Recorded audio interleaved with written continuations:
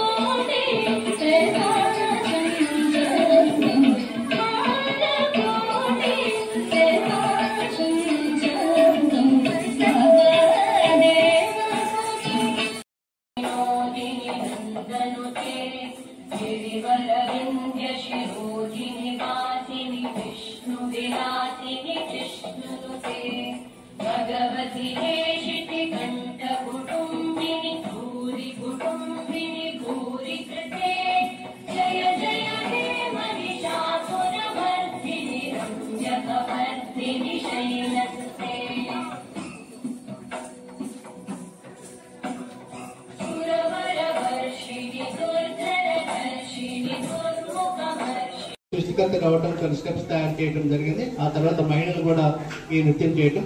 మొదట్లో ఈ నృత్యం దేవాలయాల్లో మాత్రమే, దేవతల కోసం మాత్రమే ప్రదర్శించడం జరిగేది. ఆ తర్వాత ప్రముఖమైనటువంటి సందర్భాల్లో ఈ కూచిపూడి నృత్యాన్ని ప్రదర్శించడం అనేది జరుగుతుంది. అనేక రకాలైనటువంటి మార్పులు జరిగాయి. అందుకని మనం సితేంద్ర యోగిని father of Kuchipudi dance, Kuchipudi నృత్యం